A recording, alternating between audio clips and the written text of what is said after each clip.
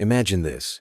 You wake up tomorrow and discover that every moral lesson you've ever been taught, every lesson about kindness, honesty, and compassion, has been a beautiful lie. Not because these virtues are false, but because the world you inhabit rewards their opposites. The manipulator climbs higher than the honest worker. The ruthless entrepreneur becomes a billionaire, while the ethical one struggles to survive. The politician who lies most convincingly wins the election, while the one who tells uncomfortable truths is destroyed by the very people they sought to serve. In today's video, we'll explore a question that has tormented the greatest minds of philosophy. Why does evil dominate societies that claim to be moral? To answer it, we'll journey through the thoughts of Arthur Schopenhauer and Friedrich Nietzsche, two philosophers who dared to look beyond appearances and confront the darkest truths about human nature. Their ideas are unsettling, provocative, and yet, if understood, they can awaken in us a deeper sense of awareness and freedom. And the last revelation we'll uncover in this video is, without question, the most powerful of all. Before we dive in, if you enjoy exploring the deeper dimensions of the human mind, of morality, and of the search for meaning, make sure to subscribe to this channel, leave a like, and share this video. What you're about to hear may challenge your beliefs, but it might also change the way you see yourself and the world around you. You've seen it, haven't you? That slow, creeping realization that something is fundamentally wrong with the moral architecture of our world. You watch the news and see corruption flourishing in the highest offices. You scroll through social media and witness cruelty disguised as humor, narcissism packaged as confidence, exploitation branded as ambition. You go to work and notice that the person who takes credit for others' ideas gets promoted, while those who genuinely contribute remain invisible. And perhaps most disturbing of all, you've felt that quiet temptation within yourself, that whisper that says, maybe I'm the fool for playing by the rules. This isn't cynicism speaking. This is observation. This is the uncomfortable recognition that we live in a paradox so profound it threatens to shatter our fundamental understanding of morality itself. We are told from childhood that good triumphs over evil, that virtue is its own reward, that what goes around comes around. Yet everywhere we look, we see evidence to the contrary. The gentle are devoured. The trusting are betrayed. The conscientious are exploited by those who have no conscience at all. But here's where the paradox deepens into something truly unsettling. We don't just observe this reign of evil in society. We participate in it. Every time you've smiled at someone you despise to maintain professional courtesy, every time you've hidden your true thoughts to avoid conflict, every time you've praised someone's work you found mediocre because honesty would cost you too much. In those moments, you weren't being virtuous. You were being complicit. You were wearing the mask that society demands, performing the theater of morality, while the actual mechanisms of power operate according to entirely different rules. Schopenhauer looked at human nature and saw something terrifying. That beneath every act of apparent goodness lies a blind, insatiable will, a force that cares nothing for morality and everything for its own perpetuation. He saw that what we call virtue is often nothing more than self-interest, wearing a prettier costume. That compassion itself can be a disguise for the ego's need to feel superior, enlightened, morally elevated above the masses. Nietzsche went even further.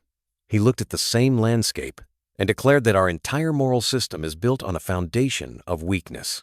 That the virtues we celebrate, humility, meekness, self-sacrifice, are not signs of goodness but symptoms of fear.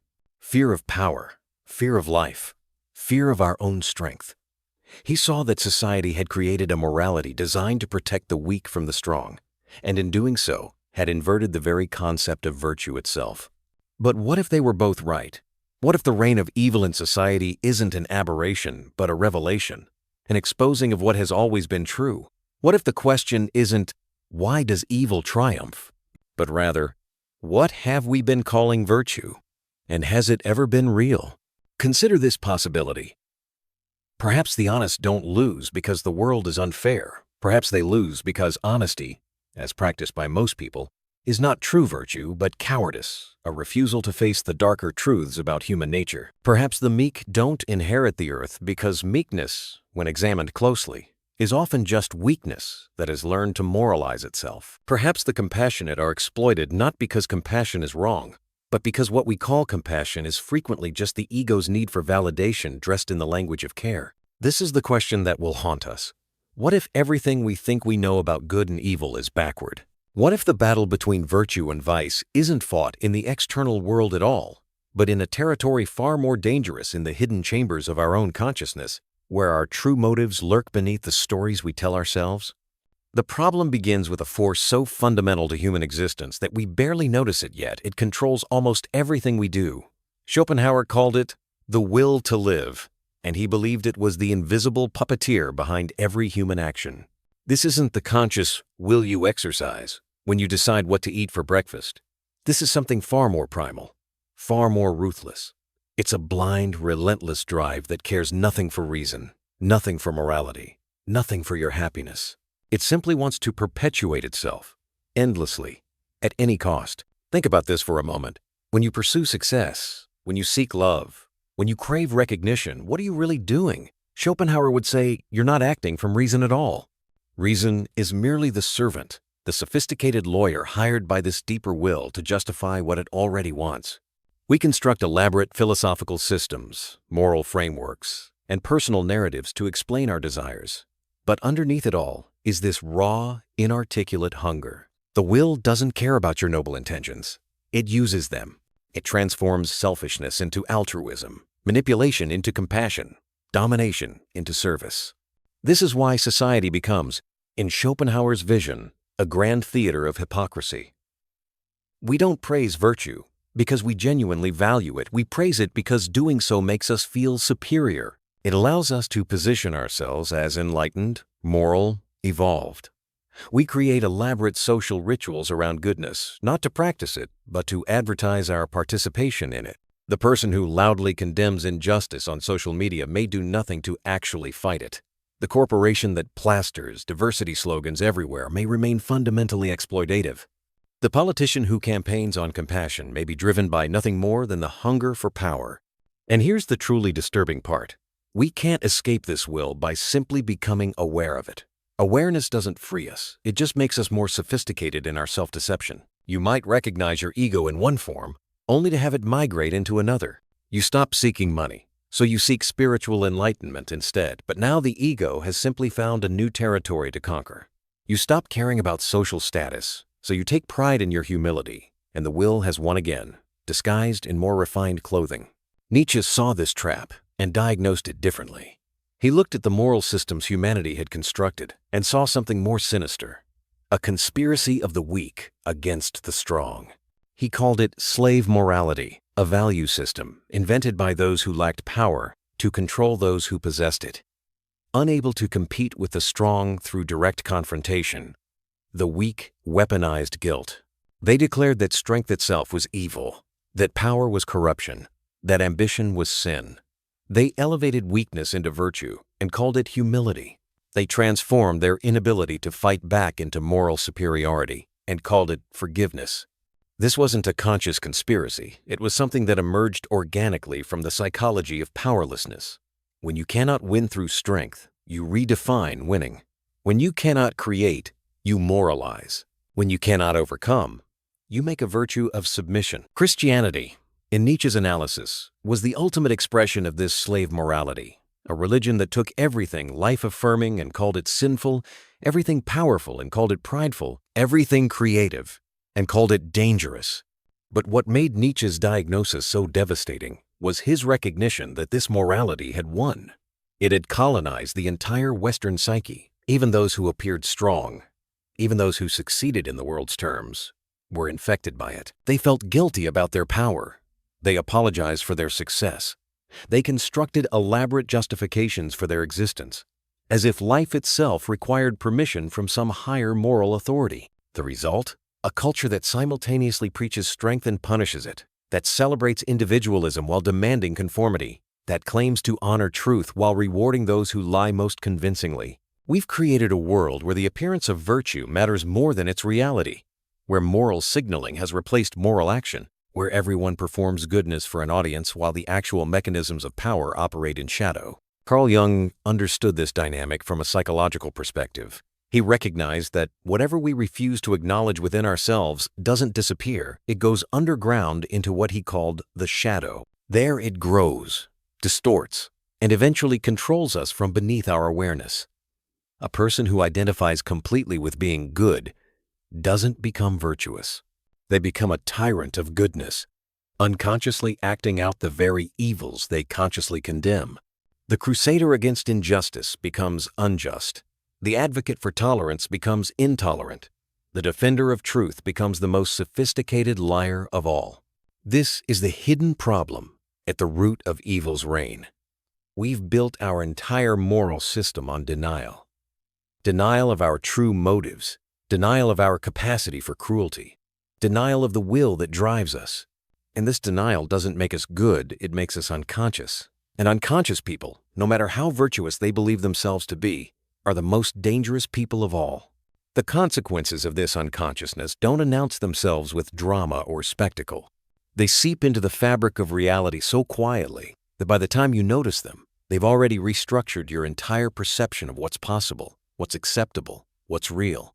You begin to believe that the theater of morality is morality itself, that performing goodness is the same as being good, that as long as you signal the right values, hold the right opinions, and condemn the right villains, you are on the side of virtue regardless of what you actually do. This is how evil becomes normalized, not through grand declarations of wickedness, but through the slow erosion of the distinction between appearance and reality. Psychologists call this cognitive dissonance reduction, the mind's desperate need to align what we believe about ourselves with what we actually do. But instead of changing our behavior to match our values, we change our values to justify our behavior. We redefine exploitation as entrepreneurship.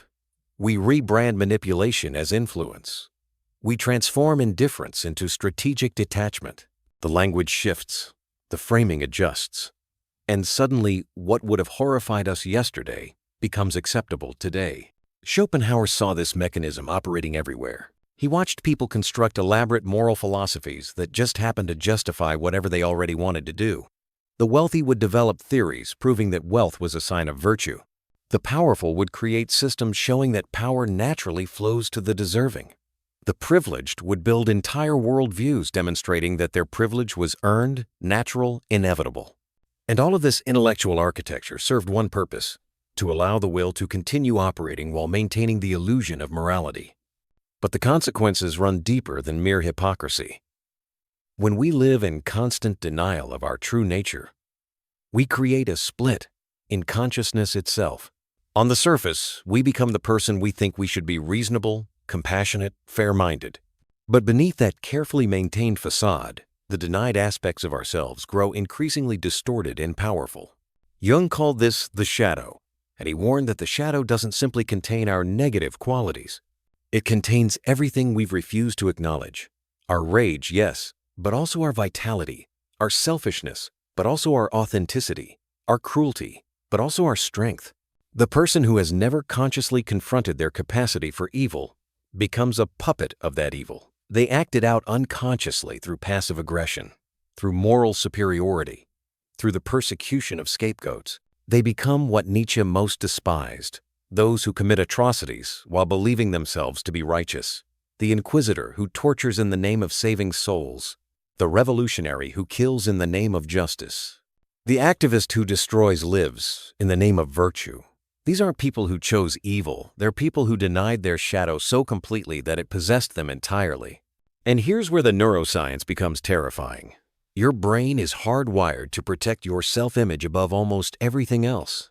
Studies in moral psychology show that when people are confronted with evidence that contradicts their self-perception as good, the same regions of the brain activate as when they're physically threatened. Your mind literally experiences a challenge to your moral identity as an attack on your survival. So it deploys every defensive mechanism available: rationalization, projection, motivated reasoning, selective memory. You don't consciously choose to deceive yourself, your brain does it automatically, beneath your awareness, to protect the story you've built about who you are. This creates a feedback loop. The more invested you become in your identity as a good person, the more threatening any evidence of your shadow becomes, and the more aggressively your mind must defend against it. You become increasingly rigid, increasingly judgmental, increasingly unable to tolerate ambiguity or complexity. The world divides into simple categories: good people and bad people, victims and oppressors, the enlightened and the ignorant. And you always place yourself on the right side of that division. Cultural conditioning amplifies this to a societal level. We create entire systems, educational, religious, political, designed to reinforce the illusion of our collective virtue. We teach children simplified moral narratives where good always triumphs and evil is always punished. We construct historical narratives that cast our own nation, our own culture, our own group as fundamentally righteous. We develop sophisticated philosophies that just happen to prove that our way of life is not only acceptable but morally superior. And anyone who questions this consensus, they become dangerous. Not because they're wrong necessarily, but because they threaten the carefully maintained collective denial. So, we develop mechanisms to silence them: ostracism, ridicule, accusations of immorality. We don't burn heretics at the stake anymore. We cancel them on Twitter. The method changes, but the function remains the same: protecting the tribe's shared delusion about its own virtue. This is why Nietzsche said that convictions are more dangerous enemies of truth than lies. A lie, once discovered, loses its power. But a conviction, a belief we've tied to our identity, our tribe, our sense of moral worth, becomes impervious to evidence. We'll defend it to the death, not because it's true, but because abandoning it would require us to acknowledge that we've been wrong, perhaps deeply wrong, about who we are. The reign of evil, then, isn't maintained by villains who know they're doing wrong. It's maintained by ordinary people who are absolutely convinced they're doing right. By bureaucrats who believe they're just following procedures. By soldiers who believe they're defending freedom. By citizens who believe they're protecting civilization. By all of us, whenever we act from unconsciousness while believing ourselves to be conscious, whenever we serve the will while believing ourselves to be moral, whenever we participate in systems of harm while maintaining our identity as good people. And the most unsettling consequence of all? Once you see this mechanism operating in others, you cannot help but wonder, where is it operating in me? What am I defending that serves my ego rather than truth? What evils am I participating in while convinced of my virtue? The questions become inescapable, and they lead somewhere both terrifying and necessary. The rebellion begins not with action, but with a single, devastating act of honesty: the willingness to look at yourself without the protective filter of your self-image. This is what both Schopenhauer and Nietzsche, despite their philosophical differences, demanded from anyone who sought genuine freedom. Not the comfortable honesty of admitting small flaws while maintaining your fundamental sense of goodness, but the radical honesty of asking, what if I am not who I think I am? What if my motives are not what I claim them to be? What if everything I've called virtue has been something else entirely? This question is dangerous because it threatens the very foundation of your identity. Your mind will resist it with every defense mechanism it possesses. It will offer you compromises. Yes, I have flaws, but I'm fundamentally good. Yes, I've made mistakes, but my intentions were pure. Yes, I benefit from unjust systems, but I didn't create them. These are the mind's attempts to acknowledge shadow while still maintaining the supremacy of light. They are sophisticated forms of the same denial that created the problem in the first place. Schopenhauer's path of rebellion involves seeing through the will itself. He asks you to observe your desires without immediately acting on them, to watch the endless parade of wants that march through your consciousness and recognize them for what they are. Not you, but the blind force using you. When you crave recognition, pause. Don't immediately justify why you deserve it or construct a narrative about why it's important. Just watch the craving itself. See how it moves through you like a wave, how it distorts your perception, how it makes you willing to compromise what you claim to value. This observation creates a crack in the prison. You begin to realize that the voice in your head demanding, justifying, defending this isn't your true self. It's the will, speaking through you, pretending to be you. And in that recognition, something shifts. You don't have to destroy the will. Schopenhauer knew that was impossible, but you can stop identifying with it so completely. You can create space between awareness and desire, between consciousness and impulse. From this space, Something unexpected emerges, genuine compassion. Not the performative compassion that seeks approval, not the strategic compassion that calculates returns, but the quiet recognition that all beings are caught in the same trap. The person exploiting you is as much a prisoner of their will as you are of yours. The corrupt politician, the abusive boss, the betraying friend, they're all dancing to the same blind force, unconsciously acting out desires they don't even understand. This doesn't excuse their actions, but it transforms your relationship to them. You can resist evil without hating the person who embodies it. You can protect yourself without losing yourself in resentment. But Nietzsche would interrupt here with a crucial warning. Don't mistake this compassion for weakness. Dante's understanding as an excuse for passivity. His rebellion takes a different form, not the denial of the will, but its transformation. He asks, what if the problem isn't that we have power, but that we're afraid to use it consciously? What if virtue isn't about becoming gentle and meek, but about becoming strong enough to create your own values? Nietzsche's path demands something most people find terrifying: taking full responsibility for who you are without reference to external moral systems. No more hiding behind religion, behind social conventions, behind the comfort of knowing you're following the rules. Instead, you must ask, if all the rules disappeared tomorrow, who would I choose to be? What would I create? What values would emerge from the depths of my own being, rather than being inherited from culture, fear, or conformity? This is the concept of the ubermensch. Not a superhuman in the literal sense, but a human who has overcome the need for external validation of their worth, someone who has faced their capacity for both creation and destruction and chosen consciously which to serve. The ubermensch doesn't need society to tell them they're good, because they're no longer playing society's game.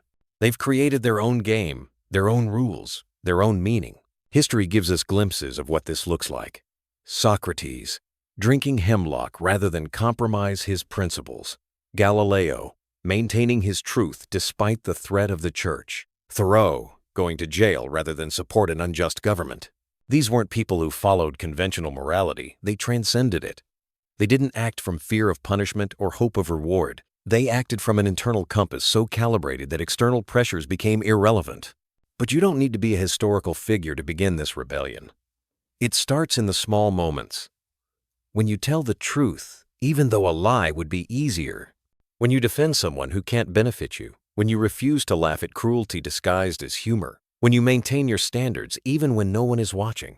Each of these acts is a declaration of sovereignty over your own consciousness. The key is to stop asking, "What should I do?" and start asking, "Who do I want to become?" The first question keeps you trapped in the framework of external morality, always looking outside yourself for permission and guidance. The second question forces you to confront the terrifying freedom that both philosophers identified as the essence of human existence, that you are the author of your own meaning, the creator of your own values, the sole judge of your own becoming. This doesn't mean abandoning all moral considerations or descending into nihilistic relativism. It means recognizing that true morality isn't obedience, it's consciousness. It's the continuous practice of examining your motives, confronting your shadow, and choosing deliberately rather than reacting unconsciously. It's understanding that virtue isn't a state you achieve, but a practice you engage in, moment by moment, decision by decision. The rebellion, then, is this: to stop performing virtue for an audience and start practicing consciousness for yourself. To stop dividing the world into good people and bad people and recognize that both live within you. To stop seeking permission to be who you are and start taking responsibility for becoming who you choose to be. This is how you break free from the reign of evil, not by fighting it in others, but by illuminating it in yourself. Here is the revelation that changes everything. The insight that both Schopenhauer and Nietzsche circled around but only together fully illuminate. True virtue cannot exist without the full acknowledgement of your capacity for evil. Not the theoretical acknowledgement that everyone has darkness, but the visceral, undeniable recognition that you, specifically you contain within yourself, the same impulses that drive every atrocity, every betrayal, every act of cruelty you've ever witnessed or condemned. This is not a comfortable truth. Your mind will resist it violently. It will offer you escape routes. Yes, But I would never actually act on those impulses. Yes, but my darkness is smaller than theirs. Yes, but I'm aware of it, which makes me different. These are all variations of the same delusion, the belief that you can acknowledge your shadow while still maintaining fundamental distance from it, that you can peek into the abyss without really standing at its edge. But Nietzsche warned us, if you gaze long into an abyss, the abyss also gazes into you. This isn't poetic metaphor. It's psychological reality. When you truly confront the darkness within yourself, not as an intellectual exercise, but as a lived experience, something fundamental shifts. You can no longer maintain the comfortable fiction that evil is something separate from you, something that exists out there in other people. You realize that the line between good and evil, as Alexander Solzhenitsyn discovered in the Gulag, runs not between people or groups or nations, but through every individual human heart. This realization is terrifying because it strips away your most cherished defense, the belief in your own fundamental goodness. You can no longer hide behind your intentions, your education, your political affiliations, your moral principles.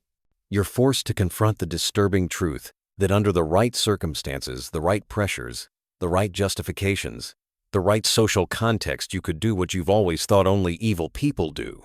You could betray, exploit, destroy. Not because you're secretly evil, but because the machinery that produces evil exists within every human psyche, including yours. But here's the paradox that redeems everything. This recognition of your capacity for evil is not the end of virtue, it's the beginning of genuine virtue. Because only when you truly understand what you're capable of can you make a conscious choice not to do it. The person who believes themselves incapable of cruelty hasn't transcended cruelty. They've simply repressed it, guaranteeing that it will emerge unconsciously in more insidious forms. But the person who knows they could be cruel and chooses not to be?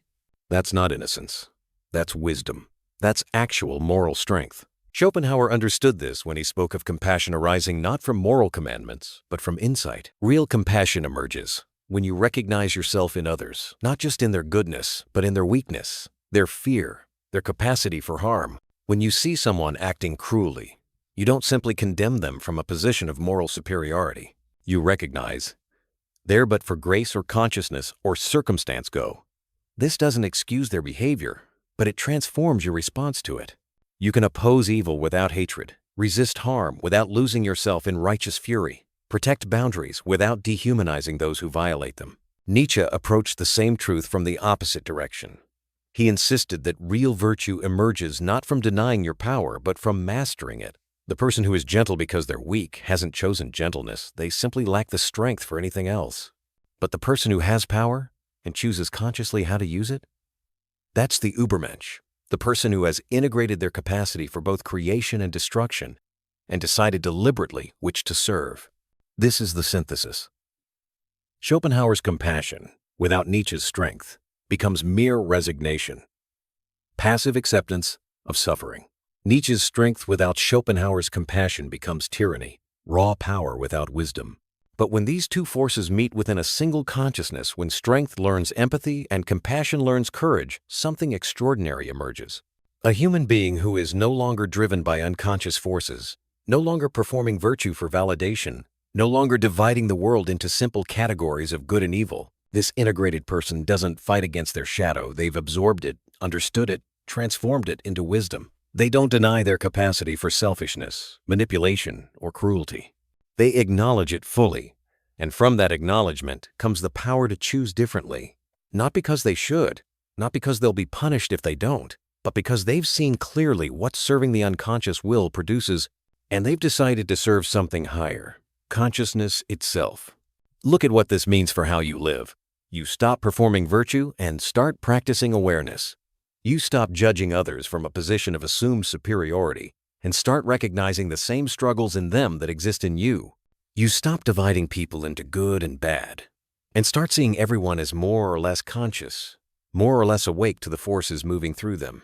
You stop asking, "Am I a good person?" and start asking, "Am I conscious in this moment? Am I acting from awareness or from the blind will? Am I choosing or being chosen?" This is why the reign of evil in society is ultimately a problem of consciousness, not morality. Evil doesn't dominate because there are too many bad people. It dominates because there are too many unconscious people. People acting out patterns they don't understand. Serving impulses they haven't examined. Participating in systems of harm while maintaining narratives of innocence. Every act of genuine self-awareness, every moment of brutal honesty with yourself, every instance of choosing consciousness over comfort is a rebellion against this reign of unconsciousness. And here's the final, most powerful truth. This work is never finished. You don't achieve enlightenment and graduate from the human condition. The will doesn't disappear. The shadow doesn't dissolve. What changes is your relationship to them. You become the observer of your own impulses rather than their puppet. You recognize the movements of ego, desire, fear as they arise. And in that recognition, you create the space to choose. Not perfectly, not always, but more often, more consciously, more freely. This is what both philosophers were pointing toward in their different languages. That the highest form of virtue isn't purity but integration, not the absence of darkness but consciousness of it, not the denial of the will but its transformation through awareness. You become virtuous not by becoming someone else, not by transcending your humanity, but by becoming fully, consciously, deliberately yourself. Shadow and light, power and compassion, strength and vulnerability all acknowledged, all integrated, all chosen. The world changes not through revolutions of force, but through revolutions of understanding. Every person who wakes up to their own capacity for both good and evil and chooses consciousness over unconsciousness creates a ripple. They stop participating in the collective delusion. They stop feeding the systems that depend on everyone remaining asleep. They become a living demonstration that another way is possible.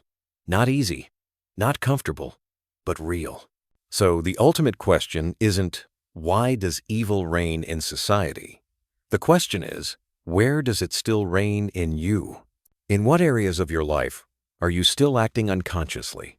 Still serving the blind will while telling yourself noble stories? Still performing virtue rather than practicing consciousness? Because the reign of evil ends not when we defeat some external enemy, but when we illuminate our own internal darkness. When we stop projecting our shadow onto others and own it completely. When we integrate what we've denied and choose consciously what we've been acting out unconsciously. This is the paradox of virtue that Schopenhauer and Nietzsche together reveal. You cannot become truly good until you fully accept your capacity for evil. You cannot transcend your nature until you stop denying it. You cannot create light without acknowledging darkness. The path to genuine virtue runs straight through the heart of everything you've been taught to avoid, deny, and condemn in yourself. And in that terrifying journey into your own depths, in that honest confrontation with what you actually are rather than what you pretend to be, you discover something unexpected. Freedom. Not the freedom from darkness, but the freedom that comes from no longer being controlled by it unconsciously. The freedom to choose, the freedom to create, the freedom to become, moment by moment, decision by decision, the person you consciously choose to be rather than the person your unconscious impulses make you. This is the beginning and the end of true virtue. Not a destination you reach, but a practice you engage in. Not a state of achieved purity, but a continuous act of conscious choosing. Not the absence of evil, but its transformation through the alchemy of awareness into something higher, something genuine, something real. The revolution begins now, in you, in this moment, in the brutal honesty of asking, who am I really, beneath all my stories about myself, and who do I choose to become?